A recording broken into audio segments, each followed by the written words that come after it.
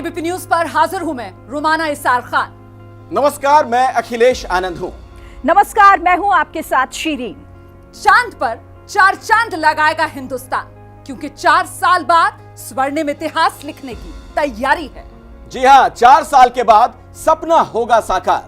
हम दुनिया को कराएंगे चांद के अनदेखे हिस्से का दीदार। तकनीक के जरिए चंद्रयान की खूबियों से लेकर उसके चांद तक के हैरतअंगेज सफर से रूबरू कराएंगे।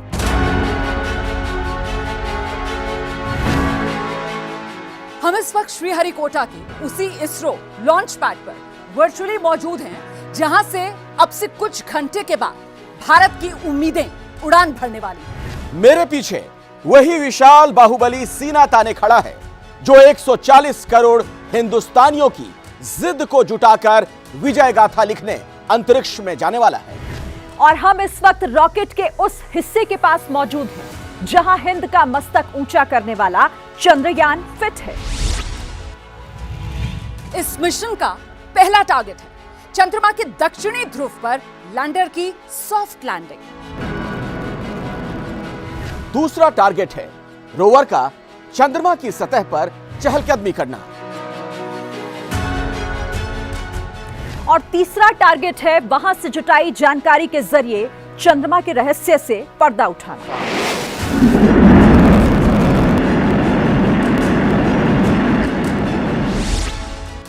लेकिन ये लक्ष्य पूरा होगा इस विशाल रॉकेट के सफल अंतरिक्ष यात्रा के साथ। बाहुबली LVM-3 रॉकेट चंद्रयान को अंतरिक्ष तक कैसे पहुंचाएगा, इसे हम दिखाते हैं इस खास प्लेटफॉर्म जिस पर मैं मौजूद हूं। यहां से आप रॉकेट के हर हिस्से को बेहद करीब से देख पाएंगे। इस रॉकेट के पेलोड, फेयरिंग सहित 4 हिस्से हैं। पहले हिस्से में ये 2 ठोस जो आपको नजर आ रहे हैं रॉकेट बूस्टर्स S-200, इसमें 205 टन ठोस रॉकेट ईंधन भरा है। इसके ईंधन ने इग्निशन के बाद इसकी गति को कंट्रोल नहीं किया जा सकेगा। जैसे दिवाली का पटाखा होता है ना, मतलब एक बार आग लगा दी तो फिर उड़े गए, बहुत कुछ वैसा ही। दुनिया के सबसे बड़े ऑपरेशनल सॉलिड प्रोपेलेंट बूस्टर्स में से ये एक है। इन दोनों के बीच जो आपको सफेद रॉकेट का हिस्सा नजर आ रहा है वो L110 लिक्विड स्टेज इंजन है। इसमें 115 टन लिक्विड रॉकेट ईंधन भरा हुआ है। जब करीब 41 किलोमीटर हवा में रॉकेट जा चुका होगा और बूस्टर का ईंधन खत्म होगा, तब लिक्विड इंजन अपना काम करना शुरू कर देगा। रॉकेट के उड़ान भरने के 200 सेकेंड बाद इसमें इग्निशन होगा और सबसे जटिल हिस्सा high thrust cryogenic upper stage, तकनीकी भाषा में C-25 नाम इसको दिया गया है। अभी तक सिर्फ 6 देश ही इस क्रायोजेनिक इंजन को बना पाए हैं और हिंदुस्तान भी उन्हीं में से एक है। इसकी खासियत यह है कि बेहद कम तापमान पर रॉकेट ईंधन का इस्तेमाल करता है। इसमें 28 टन लिक्विड ऑक्सीजन और लिक्विड हाइड्रोजन भरा हुआ है। तो इन तीनों इंजन की जिम्मेदारी है सबसे ऊपर वाले हिस्से में फिट चंद्रयान के इंटीग्रेटेड मॉड्यूल को पृथ्वी की बाहरी कक्षा में पहुंचाना। वैसे आपको बता दें कि इस LVM-3 रॉकेट की सफलता की जो दर है वो 100% मतलब 100% रही है। पिछले 6 लॉन्च जो हैं वो सफल रहे हैं। चंद्रयान 2 भी इसी सीरीज के रॉकेट से आसमान में गया था। रॉकेट के 3 हिस्से जिस चंद्रयान को ले जाने के लिए जुटे हैं वो यहां पर लगा है, यानी सबसे ऊपरी हिस्से में, और इसी में है चंद्रयान का इंटीग्रेटेड मॉड्यूल। इसके भीतर वही प्रोपल्शन मॉड्यूल है जिसके ऊपर चंद्रयान 3 फिट है।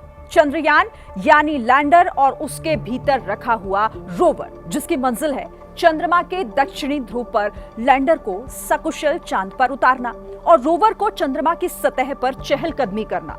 वही रोवर चांद के रहस्य से पर्दा उठाएगा, क्योंकि चांद के दक्षिणी ध्रुव पर आज तक कोई नहीं पहुंचा है।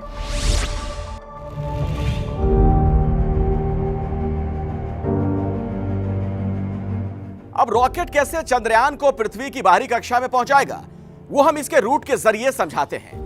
ये जो मेरे पीछे आप लॉन्च व्हीकल्स देख रहे हैं, दोनों S-200 बूस्टर के एक साथ इग्निशन के बाद उड़ान भरेगा।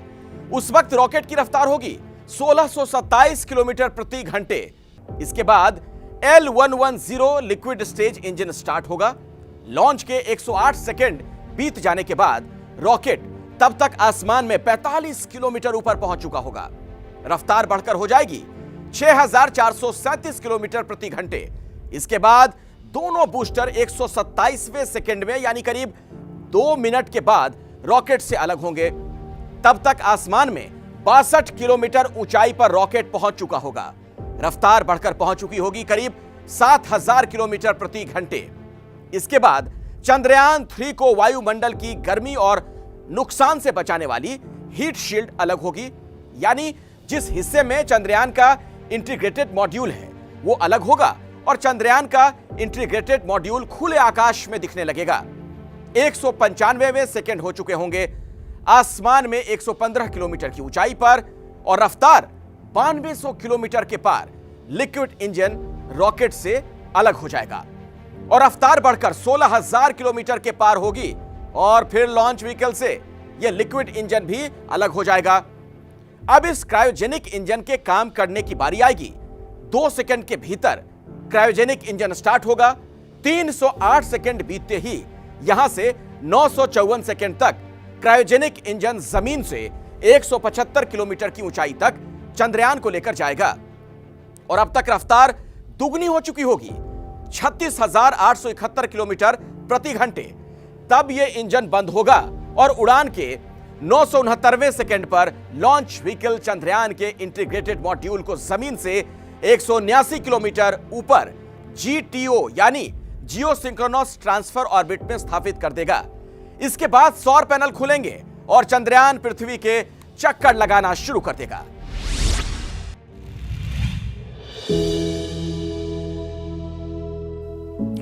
यहीं से अगले 1 महीने तक चंद्रयान पृथ्वी के चक्कर काटने के बाद और धीरे धीरे चरणों में अपनी कक्षा बढ़ाने के बाद चांद की कक्षा में प्रवेश करेगा।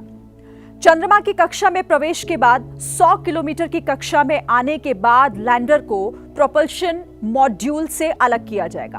फिर लैंडर अपनी स्पीड कम कर सकेगा, जिसके बाद आदर्श परिस्थिति में लैंडर की चांद पर सॉफ्ट लैंडिंग होगी। लैंडर के चंद्रमा की सतह पर उतरने के बाद रोवर लैंडर से नीचे आएगा और चंद्रमा की सतह पर चलेगा। चंद्रयान 2 के लैंडर विक्रम ने चंद्रमा की सतह से करीब 2 किलोमीटर पहले ही संपर्क खो दिया था और चांद पर उसकी क्रैश लैंडिंग हो गई थी। लेकिन इस बार मिशन चंद्रयान 3 में ऐसा क्या सुधार किया गया है जिससे मिशन की सफलता के चांसेस और बढ़ जाते हैं? इसके लिए आपको लेकर चलते हैं इसरो सेंटर। अब हम आ चुके हैं इसरो के सेंटर में, जहां चंद्रयान के हिस्सों को असेंबल किया गया है। यहां पर आपको यह जानना जरूरी है कि चंद्रयान 3 में बदलाव क्या हुए हैं। चंद्रयान 3 में जो पहला बड़ा बदलाव है वो ये कि ऑर्बिटर इस चंद्रयान 3 में मौजूद नहीं है, क्योंकि चंद्रयान 2 का जो ऑर्बिटर है वो अभी भी चंद्रमा की कक्षा में बिल्कुल ठीक तरीके से काम कर रहा है और जरूरत पड़ने पर इससे संचार में मदद ली जा सकती है। तो चंद्रयान 3 में ऑर्बिटर नहीं है और इसकी जगह प्रोपल्शन मॉड्यूल को लगा दिया गया है, जो नेविगेशन में मदद करेगा, यानी आवश्यक कक्षा में ठीक से पहुंचाने में मदद करेगा चंद्रयान। चंद्रमा के चक्कर लगाते हुए चंद्रयान का डेटा पृथ्वी तक पहुंचाने का काम करेगा। और साथ ही आपको बताती हूं कि जो लैंडर है उसको इस बार और ज्यादा मजबूत बनाया गया है ताकि लैंडिंग का प्रभाव झेलने में वो बेहतर रहे। पिछली बार आप जानते हैं लैंडिंग के वक्त ही गड़बड़ी हो गई थी। लैंडर के पैर जो हैं वो इस बार और अधिक मजबूत बनाए गए हैं ताकि जो लैंडिंग का इंपैक्ट है उस समय ज्यादा मजबूती से चांद पर कदम अपने जमा सके। बड़े अधिक शक्तिशाली सौर पैनल्स मतलब सोलर पैनल्स का इस्तेमाल किया गया है ताकि लैंडिंग तक पावर को लेकर किसी तरीके की कोई कमी, किसी तरीके की कोई दिक्कत ना हो। साथ ही स्पीड कंट्रोल करने के लिए भी एक्स्ट्रा सेंसर्स लगा दिए गए हैं ताकि जो गति है उस पर नजर रखी जाए, गति का सही आकलन किया जा सके। और साथ ही इसमें कई फॉल बैक यानी वैकल्पिक सिस्टम और सेंसर्स लगाए गए हैं ताकि किसी सिस्टम, किसी सेंसर में अगर कोई दिक्कत होती है, कोई फेल हो जाता है, तो फिर उसकी जगह दूसरा सिस्टम, दूसरा सेंसर काम कर सके। चंद्रयान 2 लैंडर की विफलता की वजह बनने वाली जो सॉफ्टवेयर की समस्या थी ना, उसे इस बार पूरी तरीके से ठीक कर लिया गया है। लैंडर में अब 5 मोटर की जगह इस बार 4 मोटर ही लगाए गए हैं और इस वजन का इस्तेमाल जो है वो दूसरे काम में लिया गया है। मतलब लैंडर में इस बार चंद्रयान 2 के मुकाबले फ्यूल ज्यादा है, जिससे लंबे समय तक बेहतर नेविगेशन मिल सकेगी और गलती की गुंजाइश ना रहे। इसके लिए सैकड़ों बार इस पूरे सिस्टम की टेस्टिंग भी की जा चुकी है। करीब 3,84,000 किलोमीटर का सफर इस चंद्रयान को तय करना है और इसी में मदद करेगा हमारा ये बाहुबली रॉकेट, जो 4,000 किलो वजन तक को जियो स्टेशनरी ऑर्बिट में स्थापित करने में सक्षम है। और चंद्रयान 3 का कुल वजन है 3,900 किलो। चंद्रयान 3 को सफल बनाने के लिए लैंडर को पहले से ज्यादा मजबूत बनाया गया है, जबकि रोवर को हल्का। लैंडर 1726 किलो का है और रोवर महज 26 किलो का। और अब आखिरी लेकिन सबसे अहम बात, और वो ये कि आखिर इस तरह से चांद पर पहुंचकर क्या हासिल होगा। ये सवाल शायद आपके मन में भी होगा। तो आइए इस सवाल को समझने की कोशिश करते हैं कि चांद पर पहुंचना क्यों जरूरी है। कुछ अहम बातें इससे जुड़ी हुई आपको हम बताते हैं। देखिए, जिस ब्रह्मांड के भीतर हमारी पृथ्वी मौजूद है, उसे समझने के लिए सबसे नजदीकी चांद को समझना जरूरी है।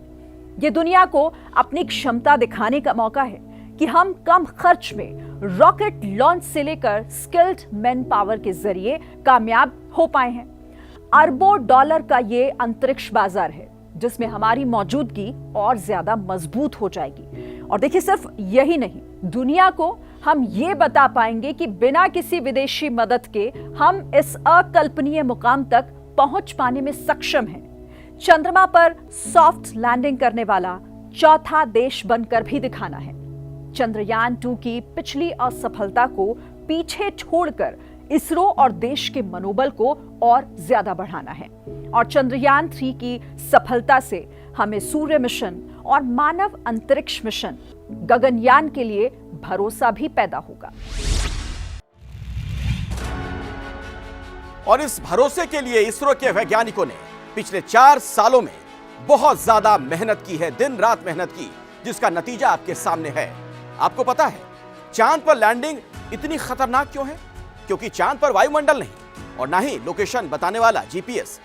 चांद के साउथ पोल पर साफ नहीं दिखने की वजह से यहां लैंडिंग मुश्किल है, जिसे पहली बार हिंदुस्तान के वैज्ञानिक साकार करने जा रहे हैं।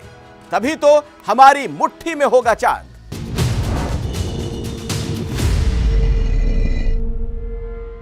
जैसे ही घड़ी का काटा दोपहर 2:30 पे आए, बबीता जी का दिल सास बहू साजिश के लिए मचल जाए।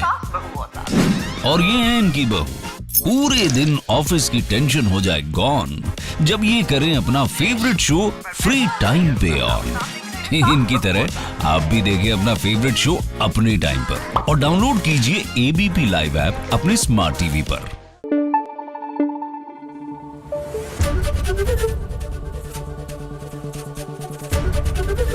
एबीपी न्यूज आपको रखे आगे।